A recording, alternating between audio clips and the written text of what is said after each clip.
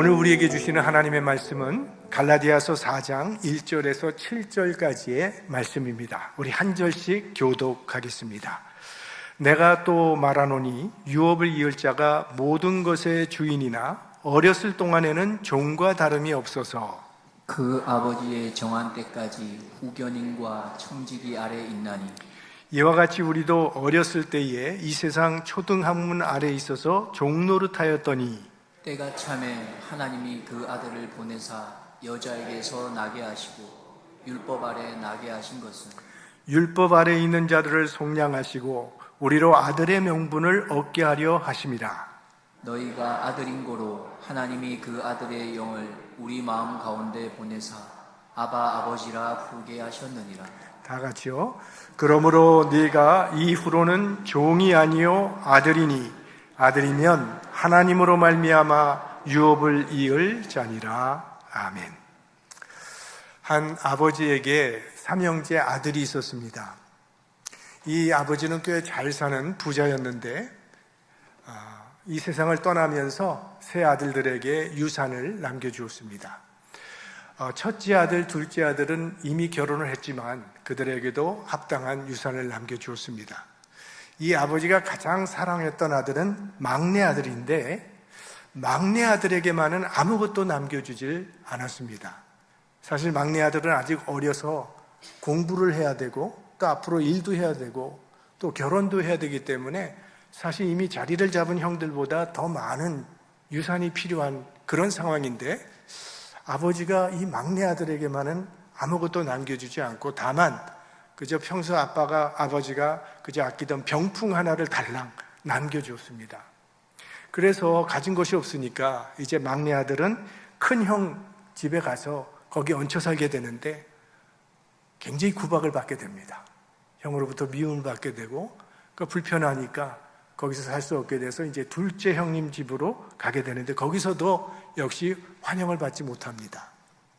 가진 것도 없고 오갈 데가 없으니까 이제 이 서글퍼진 막내 아들이 생전에 아버지와 아주 친하게 지냈던 아버지의 친구를 찾아가서 그 아버지 친구에게 이제 하소연을 하는 겁니다. 사실 아버지께서 누구보다도 저를 제일 사랑하셨는데 형들에게는 그렇게 유산을 남겨주시면서도 저에게는 아무것도 남겨주신 것이 없습니다. 그래서 앞으로 어떻게 살아가야 될지 참 막막하고 모르겠습니다. 그 말을 듣고 아버지 친구가 물었습니다. 정말 아버지가 너에게 아무것도 남겨준 것이 없더냐? 그냥 쓸모없는 병풍 하나를 남겨주시면서 살다가 어려우면 아버지 친구를 찾아가 보라고 그런 말씀 하나를 남겨주시고 세상을 떠났습니다. 그래서 제가 아저씨를 찾아오게 된 겁니다. 그 말을 들은 아버지의 친구가 아버지가 너에게 줬다는 병풍을 한번 보자. 병풍을 쭉 보시더니 칼을 가지고 병풍 중앙을 탁 찢어버리는 거예요.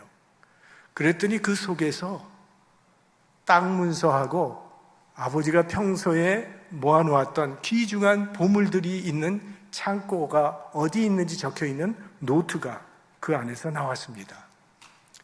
막내 아들이 깜짝 놀랐죠. 아니, 아버지가 왜 이렇게까지 하셨을까요? 아버지 친구가 말합니다. 아버지가 너 형들의 마음을 알고 있었던 거야. 아버지가 아무리 너에게 많이 남겨주고 싶어도 결국은 너에게 돌아가지 못한다는 것을 아버지가 알고 있었던 거지. 자, 이제 네가 어른이 될 때까지 우리 집에서 같이 살자. 그리고 네가 성년이 되면 그때는 법적인 절차를 밟아서 아버지가 너에게 줬던 그 모든 유산들 내가 잘 관리하고 있다가 그때 다 너에게 넘겨주도록 하겠다. 그래서 그 친구 아버지가 이 아들의 후견인이 되었다는 탈무드에서 나오는 이야기입니다.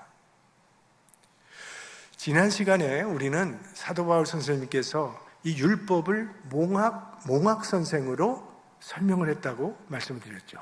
튜터, 그러니까 개인 가정교사처럼 율법의 가장 큰 역할은 우리가 구세주가 필요한 죄인이라는 사실을 깨닫게 함으로 우리를 예수 그리스도에게로 인도하는 것이, 그런 몽학선생과 같은 역할을 하는 것이 율법이라고 그렇게 사도 바울께서 우리에게 가르쳐 주셨어요. 오늘은 이 율법의 역할을 후견인, 또 청지기로 설명을 하고 있습니다. 자, 1절과 2절 말씀 같이 읽겠습니다.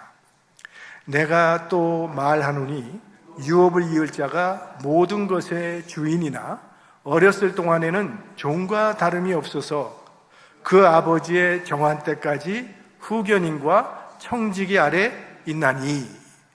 자, 이게 이제 예전 그 시대에 그 문화를 반영한 그런 이야기가 계속 나오는데요. 옛날에 권세 있는 집안의 자녀들은 혹시라도 아버지의 권세를 믿고 어릴 때부터 방탕하기 쉽기 때문에 그렇게 하지 못하도록 후견인을 두어서 그 후견인 아래서 교훈을 받도록, 지도를 받도록 그렇게 했던 제도가 있었습니다. 근데 그게 후견인이요, 그게 청지기들인데요. 청지기는 특별히 여기서 주인의 자산을 관리하고 운영하는 사람입니다.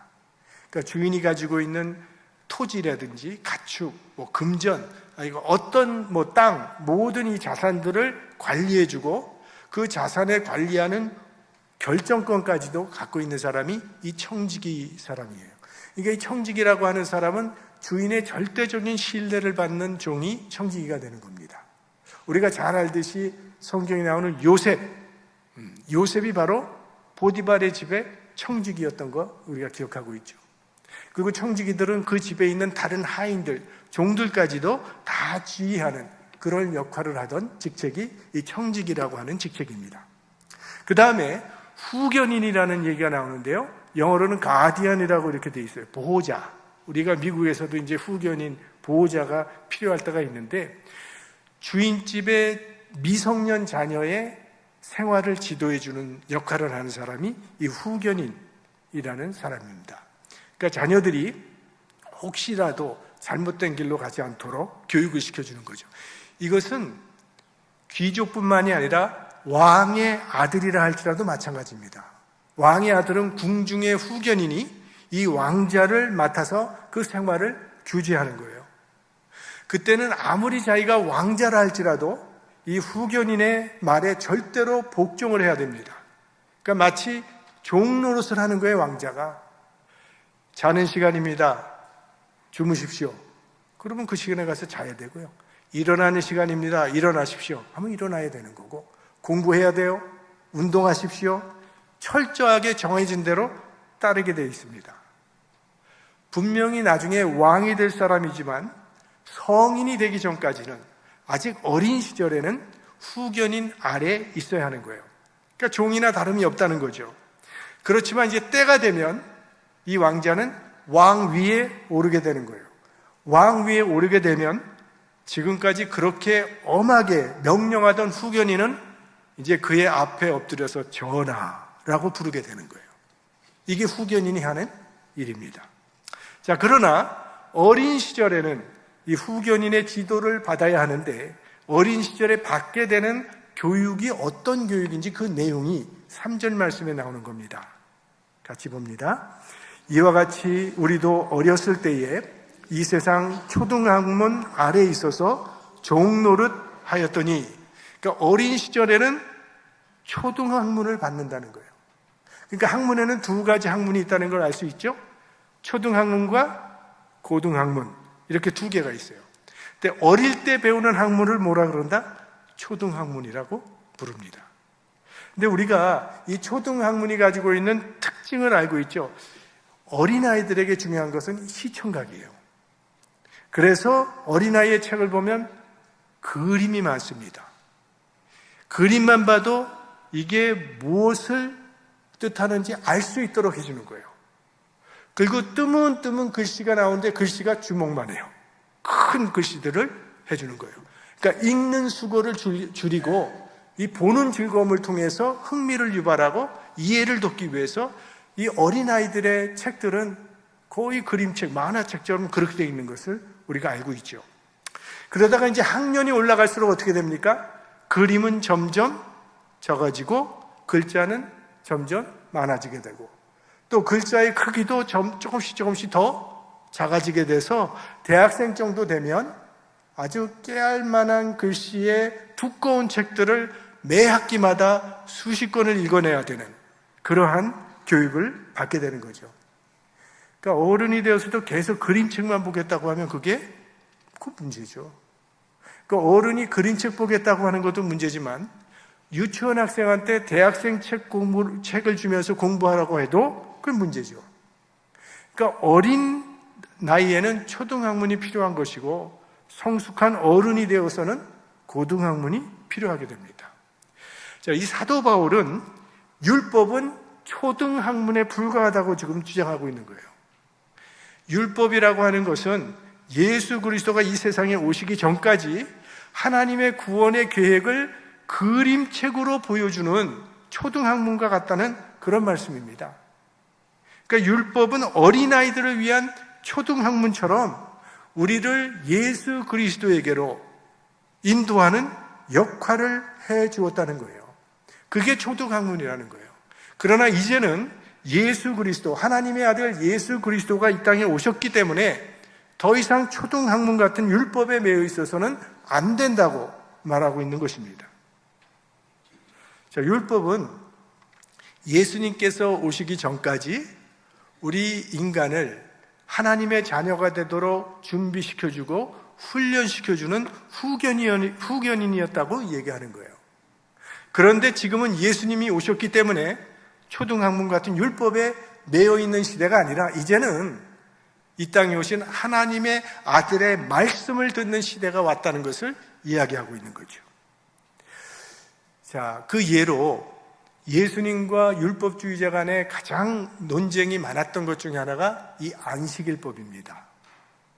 자, 안식일을 지키라고 하는 것은 십계명에 나오거든요.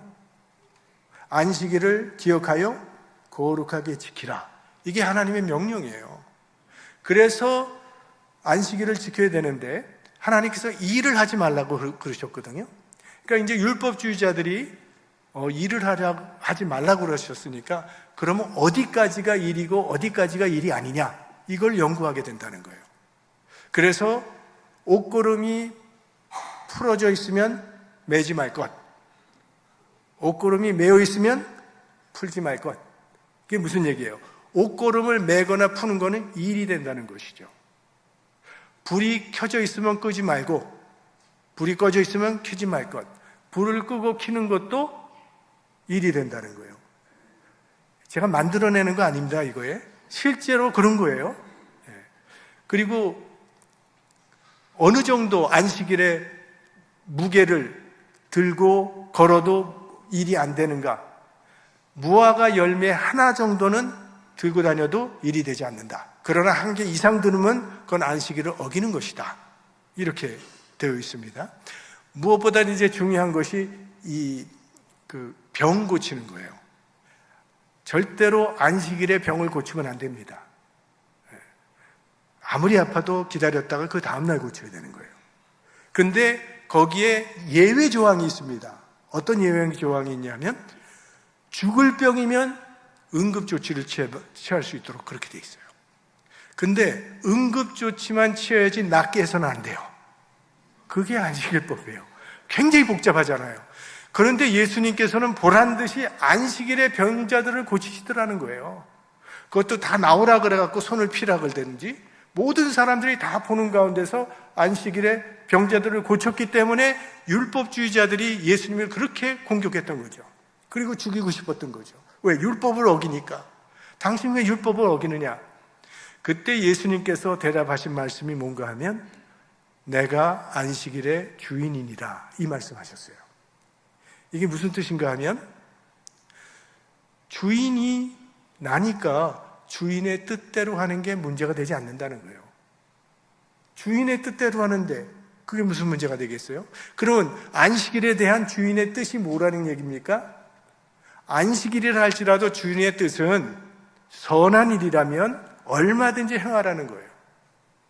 그러니까 예수님이 오시기 전까지 사람들은 이렇게 율법의 조항과 문자와 형식에 매달려 있었다는 거예요. 바울은 그거는 초등학문과 같은 것이라는 거예요. 그리고 그게 어린아이 때의 믿음이라고 지금 이야기하는 겁니다. 예수님께서는 율법의 정신을 지향하는 고등학문을 교훈하신 거예요. 이게 어른의 믿음이요, 이게 성숙한 믿음이라고 얘기하시는 거예요. 그래서 예수님이 오시기 전까지는 우리가 다 율법에 매여서 종노릇을 했지만 이제 예수 그리스도께서 이 세상에 오심으로 이제는 우리가 종이 아니라 하나님의 자녀가 되는 권세를 누리게 되었다는 게 우리 사도 바울 선생님의 선포입니다. 그러면 하나님께서는 우리에게 하나님의 자녀가 되는 권세를 주시기 위해서 하신 일이 있었다는 거예요. 4절과 5절 같이 봅니다. 때가 참에 하나님이 그 아들을 보내사 여자에게서 나게 하시고 율법 아래에 나게 하신 것은 율법 아래에 있는 자들을 속량하시고 우리로 아들의 명분을 얻게 하려 하심이라. 여기 보면 하나님께서 우리에게 하나님의 자녀를 삼아주시기 위해서 아들을 보내주셨다. 이 아들은 누굴까요? 예수 그리스도를 보내주셨다는데 여기에 두 가지, 예수님을 보내실 때 두 가지 조건이 여기 나와요. 하나는 여자에게서 나시게 하셨고 또 하나는 율법 아래 나게 하셨다는 그런 말씀입니다. 이게 무슨 뜻인가 하면 하나는 여자에게서 나게 하시고, 이 여자라는 단어가 많이 나오는 게 창세기 나오는 거 여러분 기억하실 거예요. 하나님께서 사탄에게 하신 말씀, 창세기 3장 5절, 15절 말씀 같이 보죠. 내가 너로 여자와 원수가 되게 하고 너의 후손도 여자의 후손과 원수가 되게 하리니 여자의 후손은 네 머리를 상하게 할 것이요 너는 그의 발꿈치를 상하게 할 것이니라 하시고, 이 말씀을 하나님께서 언제 하셨냐면 아담과 하와가 번제한 이후에, 죄를 지은 이후에 그들을 유혹했던 사탄에게 하신 저주의 말씀이자 인간들을 향한 구원의 약속이며 첫 예언의 말씀이 바로 이 창세기 3장 15절의 말씀입니다. 그러면 여자에게서 나게 하시고라는 이 단어를, 이 말씀은 이 세상의 족보는요 거의 다 남성 중심으로 되어 있습니다. 그러니까 이스라엘 사회도 이게 가부장제 사회였기 때문에 성경에 나오는 족보를 보세요. 여자로 되어 있지 않고 다 남자로 되어 있단 말이에요. 남자의 족보로 쭉 내려보게 돼요. 그런데 왜 예수님은 그럼 여자의 후손이라 부르는가 하는 거예요. 여기는 두 가지 뜻이 있습니다. 하나는 실제로 예수님은 남자의 아들이 아니라 여자의 아들이에요. 그냥 우리가 편의상 요셉의 아들이라고 부르는 것 뿐이지 예수님은 남자와 관계없이 성령의 잉태함으로 말미암아 마리아를 통해 태어나신 분이에요. 그런 의미에서 여자의 후손이라고 부르는 겁니다. 또 하나의 의미는 이건 사람이 되셨다는 그런 의미를 갖고 있습니다. 성육신을 이야기하는 거예요. 이 세상 모든 사람들은 다 여인의 몸을 통해 출생했습니다. 두 사람을 제외하고. 여인의 몸을 통해 나지 않은 두 사람 누구예요? 이거 그렇게 어려운 질문 아닌데?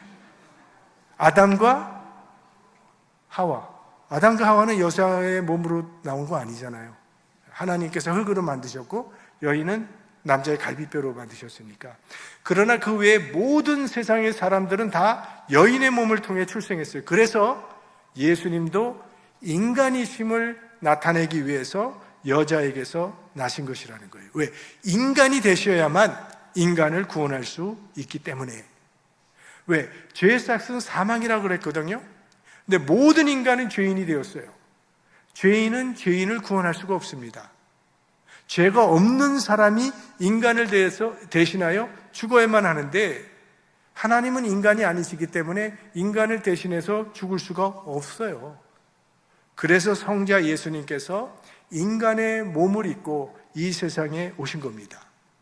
예수님께서 인간이 되셨기 때문에 그 예수님의 십자가의 죽음을 통해서 우리의 모든 죄를 사하여 주시고 우리를 구원하사 하나님의 자녀로 삼아주셨다는 거예요.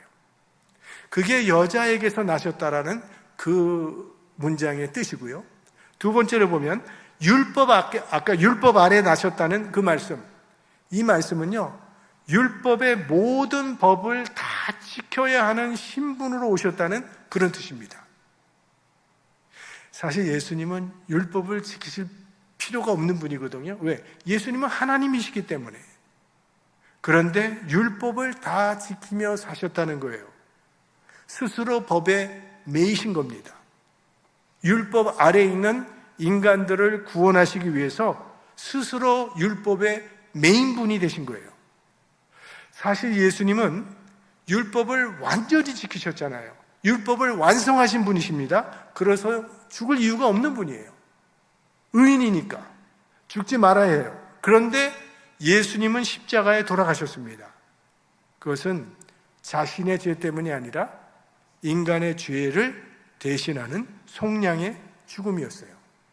그러니까 우리가 받아야 할 율법의 저주를 예수님께서 대신 받으신 거죠.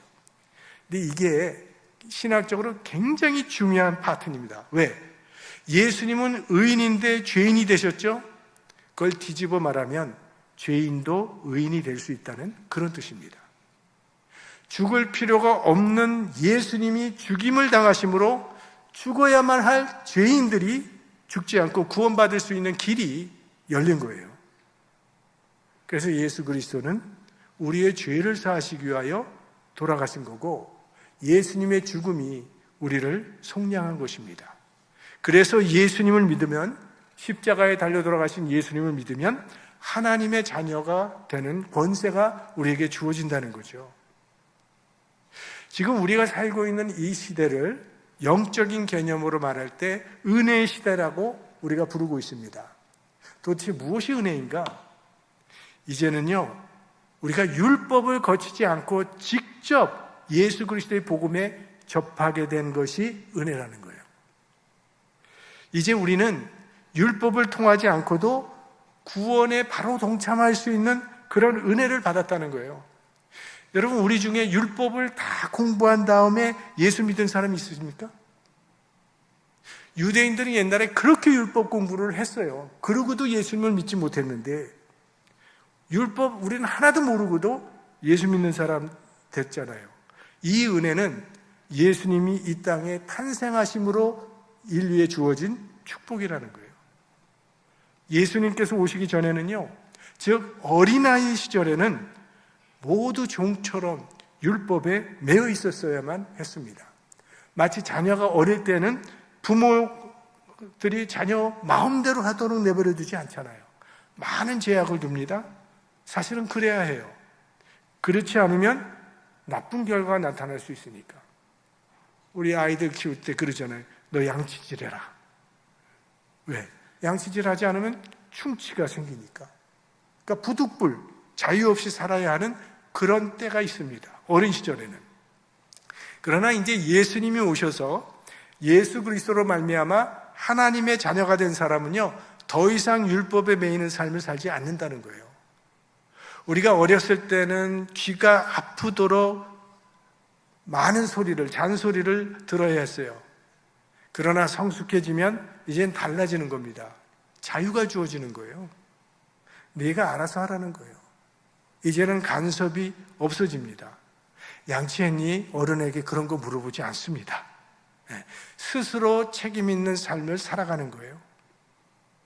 그러니까 이게 지금 바울이 이야기하는 것은 당신들 도대체 어떤 유형의 신앙인이냐 하는 거예요. 갈라디아 교인들을 향해서. 아직 어린아이의 신앙이냐?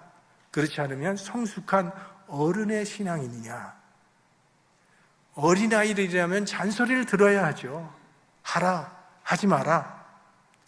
그러나 잔소리가 없어도 스스로 알아서 하는 사람이 성숙한 신앙인이고, 자원하여 하는 사람이 성숙한 신앙인이라고 이야기하는 거예요.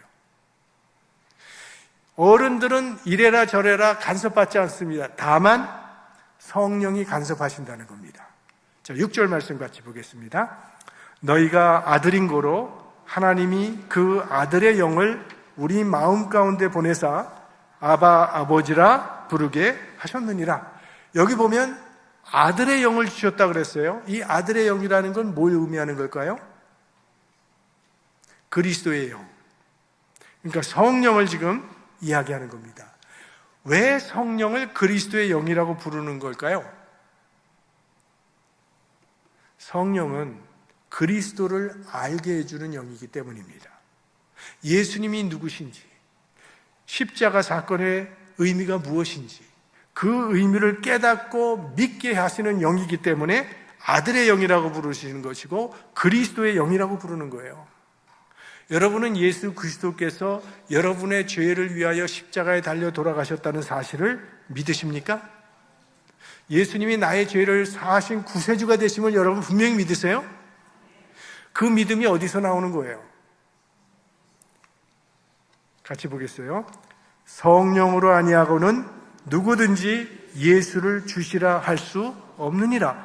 그러니까 예수를 주로 고백하는 사람에게는 그 안에 성령이 거하시는 거예요.